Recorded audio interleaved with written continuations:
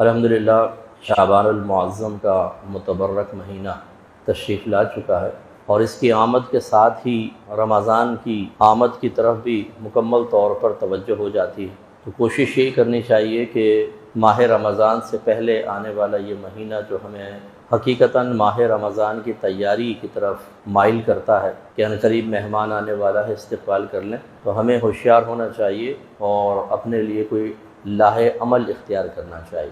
اس کے لیے سب سے پہلی چیز اپنا احتساب ہوتا ہے کہ ہم کس طرح کی زندگی گزار رہے ہیں، اور اس کو اگر ہم نے شعبان میں کنٹرول نہیں کیا تو رمضان میں یقیناً وہی سلسلہ جاری و ساری رہے گا۔ اگر وقتی طور پہ رکا بھی، جیسے شروع کے کچھ دنوں میں انسان تھوڑا سا ماحول کی اچانک روحانی تبدیلی کی بنا پر اپنے اندر تبدیلی محسوس کر لیتا ہے اور اس میں بظاہر کامیاب بھی ہو جاتا ہے، لیکن وہ کامیابی 2 3 4 5 6 روز سے زیادہ نہیں ہوتی، اور پھر انسان اسی سابقہ روٹین کی طرف آ جاتا ہے۔ اس لیے سب سے پہلا احتساب تو علم کے بارے میں ہونا چاہیے کہ کیا آپ کو روزوں کے تمام احکام معلوم ہیں، روزے کی نیت کیا ہونی چاہیے، کب ہونی چاہیے، سحری کا اختتامی وقت سے متعلق احتیاطیں کیا کیا ہیں، اسی طرح روزے میں کن کاموں کا کرنا جائز ہے، یہ جاننا اس لیے ضروری ہوتا ہے تاکہ ان کو ہم آسانی سے کر سکیں، اور کیا کیا مکروہ ہیں، کیا حرام ہے، اسی طرح کن چیزوں سے روزہ ٹوٹ جاتا ہے، اور ٹوٹے گا تو صرف قضا لازم ہوگی یا ٹوٹے گا تو قضا اور کفارہ دونوں لازم ہوں گے، کہ پھر کفارے کا طریقہ وغیرہ، یہ سب چیزیں۔ اسی طرح بہت سی ایسی چیزیں جو ہمارے دلوں میں شکوک و شبہات پیدا کرتی ہیں، جیسے حالت روزہ میں انہیلر یوز کرنا، بلڈ ڈونیٹ کرنا، یا بلڈ ٹیسٹ کروانا، یا شوگر ٹیسٹ کرتے ہیں تو اس کے لیے خون نکلتا ہے، ان کے سب کے احکام ہمیں سیکھنے چاہیے۔ تو پھر یہ علمی اعتبار سے مسائل کی روشنی میں کافی حد تک ہم اپنے روزوں کو اچھے انداز سے گزار سکتے ہیں۔ دوسری چیز جو ہوتی ہے احتساب اپنی روحانی تربیت کے اعتبار سے، اگر بیجا غصہ ہے، اگر روح گندگی کی طرف زیادہ مائل ہے، خراب چیزیں دیکھنا، خراب چیزیں سننا، خراب صحبت میں بیٹھنا، یہ روحانی گندگی کی علامت ہوتی ہے کہ انسان آسانی سے گندگی اور خرابی کو قبول کر لے۔ یہ ایک سمجھ لیں ایک آئینہ ہے جو ہم اپنے سامنے رکھ سکتے ہیں کہ اگر ہم برائی کو جلدی قبول کر لیتے ہیں تو اس کا مطلب ہے روحانی کمزوریاں ہیں، روح ہماری گندی ہے، غلیظ ہے، اس کو صاف کرنے کی ضرورت ہے۔ اور اگر برائی کو قبول کرنا بہت مشکل سے ہوتا ہے، دشوار ہوتا ہے، تو اس کا مطلب ہے کہ روحانی صفائی حاصل ہے۔ جو روزوں کے بارے میں کہا جاتا ہے جی روحانی صفائی کا اہتمام کر دیتے ہیں، وہ صفائی تو اس وقت ہو جب انسان گندگی سے بچے۔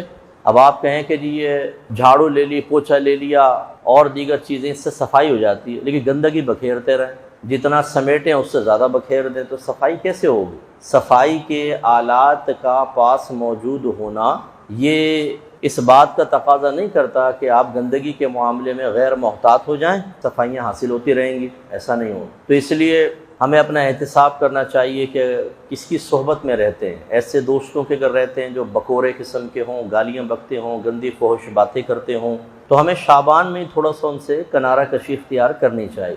ایسی اگر آپ نے ٹک ٹاک وغیرہ جوائن کیا ہوا ہے، یا آپ یوٹیوب دیکھتے ہیں اور الٹی سیدھی کلپس وغیرہ دیکھتے ہیں، ان سب سے آپ کنارہ کشی اختیار کریں۔ نہیں کریں گے تو حالت روزہ میں بھی نگاہیں بہکیں گی، اور نفس بے چین ہو کر ہمیں ان چیزوں کی طرف لے جائے گا کہ جن کو دیکھنے کے بعد روزے کی روحانیت اور نورانیت بالکل ختم ہو جاتی ہے، ایک ڈھانچہ رہ جائے گا اور روح ختم ہو جائے گی۔ اسی طریقے سے جیسے آپ کو عرض کیا، اپنے طبیعت پہ کنٹرول ہمیں کرنا چاہیے۔ اگر غصے کے عادی ہیں تو غصہ ضبط کرنے کی عادت پیدا کرنا شروع کرنی چاہیے۔ اور ضبط کا مطلب کیا ہوتا ہے کہ جب غصہ آئے تو انسان زبان کو، نگاہوں کو، ہاتھوں کو، پیروں کو اور اپنے دل کو قابو میں کر لے، اظہار نہ ہونے دے غصے کا۔ غصہ آنا برا نہیں ہوتا، غصہ تو آتا ہے۔ اچھا، اظہار بھی دو طرح کا ہوتا ہے، ایک کہ جس پہ غصہ آیا اس پہ آپ نے اظہار کر دیا، یہ اکثر دل آزاری کا سبب بنتا ہے، اس میں احتیاط کرنی چاہیے۔ ایک ہے کہ آپ کو غصہ آیا، کمرے میں چلے جائیں اور تکیے کو پکڑ کے خوب مار لیں، آپ اس پہ غصہ اتار لیں، یہ نہ گناہ ہے نہ کچھ ہے، آپ کا غصہ بھی اتر جائے گا اور کسی کی دل آزاری بھی نہیں ہوگی۔ تو یوں اگر آپ کو کسی کے اوپر غصہ آتا ہے اور آپ اس کے اوپر نہیں بلکہ کہیں اور کنٹرول نہیں کر پا رہے اور سمجھتے ہیں کہ باہر نہیں نکلے گا یہ غبار تو مجھے تکلیف دے گا تو تھوڑا سا نکال لیں سائڈ وائڈ میں ہو کے، لیکن یوں نہ کریں کہ آپ نے روزہ رکھا تو جیسے پورے گھر والوں پہ احسان کیا ہوا ہے، بیوی پہ روب جما رہے ہیں، بچوں کو ڈانٹ رہے ہیں، او شور مت کرو ابا نے روزہ رکھا ہوا ہے۔ ابا نے کون سا کمال کیا، پوری دنیا نے روزہ رکھا ہوا ہے، تم یہاں ہو کے آ گئے ہو، یہاں پر پورے گھر کا سکون برباد کر دیا، مصیبت کر دی پورے گھر والوں کے لیے، بیوی پریشان، بچے پریشان، کریں تو کریں کیا؟ اس سے بہتر تو میں یہ نہیں کہوں گا کہ روزہ چھوڑ دیں، اس سے بہتر تو تم جنگلوں میں نکل جاتے، وہاں جا کے روزہ رکھتے۔ تو یہ کنٹرول کریں ورنہ یہ ثواب کو ضائع کرے گا۔ ایسے ہی جو بہت زیادہ بولنے کے عادی ہیں، یہ ہماری بہنیں بھی ذرا درس حاصل کریں، ہر وقت میں چی چی چی چی چی چی چی چی چی، اس میں پھر غیبت بھی نکلتی ہے، چغلی نکلتی ہے، تانا زنی ہوتی ہے، ہم دل آزاری کرتے ہیں، اور بہت سارے نازیبہ کلمات زبان سے نکل سکتے ہیں۔ تو اس لیے اس میں بھی اپنی زبان کو بھی سے کنٹرول کرنا شروع کریں۔ شعبان میں غور کریں ہر بات کو کہنے سے پہلے کہ اس میں دین کا یا دنیا کا کوئی فائدہ ہے یا نہیں۔ آپ کاروباری باتیں کرتے ہیں، اپنی زوجہ سے بھی آپ بات کر سکتے ہیں، اپنے جذبات، احساسات، فیلنگ شیئر کرتا ہے آدمی۔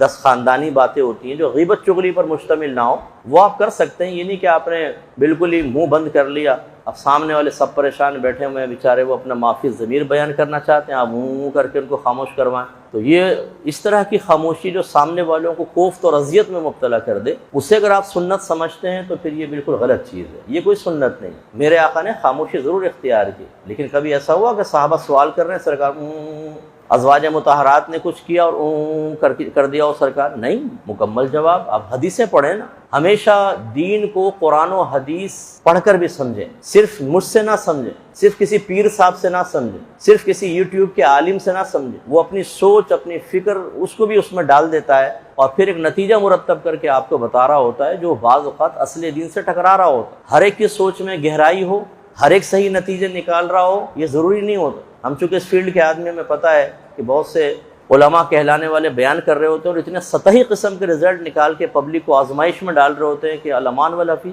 بالکل غلط بات ہے، بالکل مطلب یہ کہ سطحی قسم کی بات ہے، لیکن لہجے میں زور اور بیان ایسا زبردست کہ سامنے والا سمجھے کہ اگر یہ چھوڑ دیا تو سیدھے جہنم میں۔ اتنی امپورٹنٹ چیزیں، تو یہ بھی علم ہوتا ہے، خیر ہونا چاہیے۔ بہرحال خلاصہ کلام یہ ہے کہ حدیثوں میں اگر آپ دیکھیں نبی کریم صلی اللہ علیہ وسلم نے بالکل باتیں فرمائی، بلکہ خاموش رہنے سے اچھی بات کہنا بہتر ہوتا ہے۔ ہاں، بری بات سے خاموش رہنا بہتر ہوتا ہے، اور بری بات کیا ہے؟ جس میں دین دنیا کا کوئی فائدہ نہ ہو۔ تو یہ تھوڑا سا اپنا ذہن بنائیں کہ شعبان میں اپنی زبان کو بھی کنٹرول میں کرنے کی کوشش کریں۔ یہ آزادانہ چلتی ہے تو روزوں میں بھی چلے گی اور روزوں کی نورانیت ختم ہوگی۔ تو علم، دوسرا روحانی گندگی ختم کرنا، تیسرا اپنی زبان وغیرہ کی احتیاط، غصہ وغیرہ کنٹرول کرنا، اور مسائل وغیرہ آپ سیکھیں۔